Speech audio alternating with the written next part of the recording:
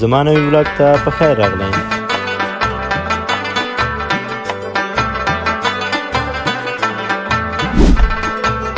ښه نو دوستانو، دلته له خوب څخه راجګ شولو او څوکه مې هلکان هم راسره راجګ کړل. نو دلته کېناستلو، چای ته او سبانارۍ مو وکړو او د یو هلک پکې حملې وهلې. نه پوهېږم ډېر وږی و که څه کیسه وه.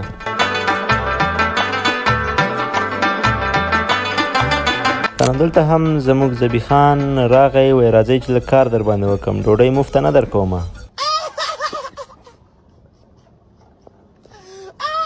بس نو دلته یې شاهد خان ته جارو په لاس کې ورکړې وه، وایي زر زر پاکول کوه. نو په دې کې شاهد خان ما ته ګیله کوله او ویل یې راته دا زموږ قسمت دی. ښه نو ذبي خان هم له ما نه کیمره واخیستله، نو زه ورغلم له شاهد خان سره مې لږ کومک وکړو.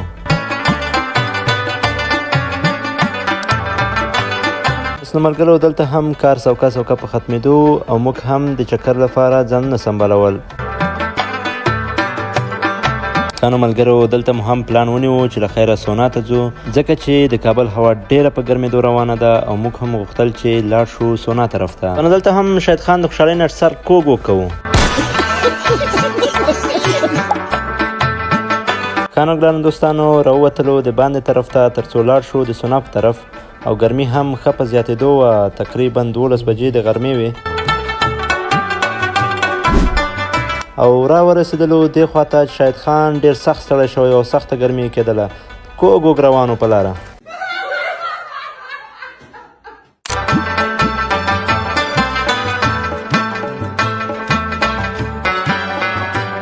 ښه نو ګرانو دوستانو را روانو، ذبي خان ته مې ویل مال دا خو ډېر لرې شو، چټي موټر کې نه راتللو. نو دا راته ویل چې بس نږدې دی او را ورسېدلو. ملګرو دلته کیمره ما ځان ته وړوله او تاسو وایئ چې زه کیوټ یم که نه. نو ګران دوستانو را ورسېدلو سونا ته چې ډېر سخت ستړي شوي وو او ډېره ګرمي مو شوې وه. نو زر مو ورته وویل چې موږ ته زر شیان راکئ چې موږ داخل ته لاړ شو، ځکه چې ډېر سخت خیرن شوي وو.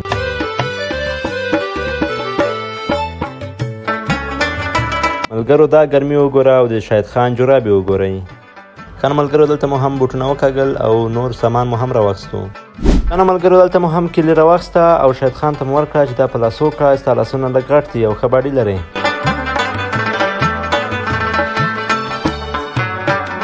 دا هم زموږ د هډوکو دکان یعنې ذبیح الله جان دی.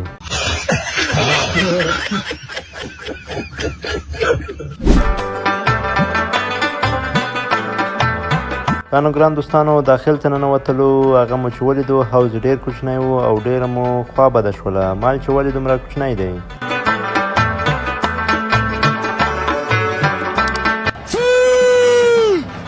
ښه نو دلته په نوبت سره ټولو ور ودانګل اوبو ته او ښه خوند یې وکړو، ډېرې ښې یخې اوبه وې. بس ټول په نوبت سره ورکته شولو او ډېر ښه خوند یې وکړو او ډېر ساعت مو پکې تېر شو.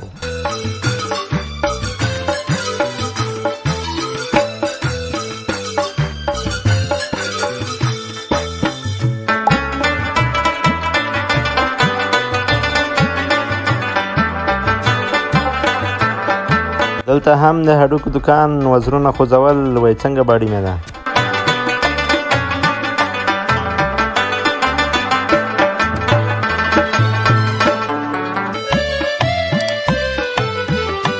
نو اوبه ډېرې یخې وې، روان شولو د ګرمې سونا په طرف یا هم وچه سونا. دلته مو هم انرژیانې راواخیستې.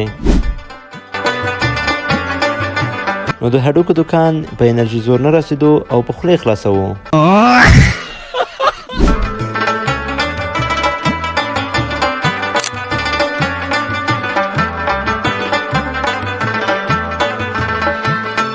نو سونا مو وکړله او ښه ساعت مو تېر شو. بس دلته هم مالي صاحب ویل وایي چې دا پیسې به ورکړم، نو ټوله پیسې یو ځای ورکړئ.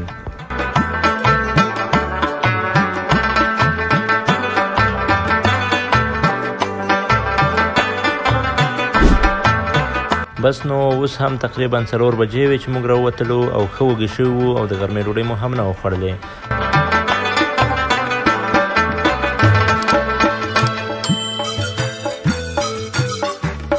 نو دلته هم ټولو خپل سامان راواخیستل، نو امادګي نیوله چې له خیره د باندې وځو.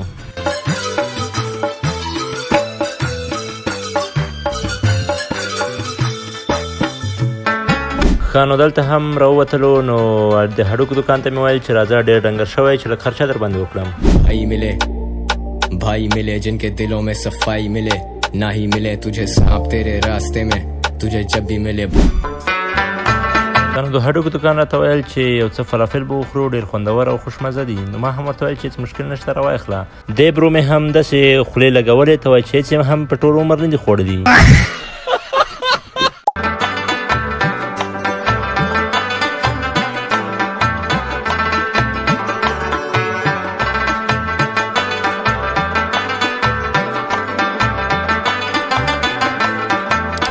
ښه نو چې کله مو ډوډۍ وخوړله نو ټول روان شولو نو زبي خان راته ویل چې زه تر دې ځایه پورې موړ شوم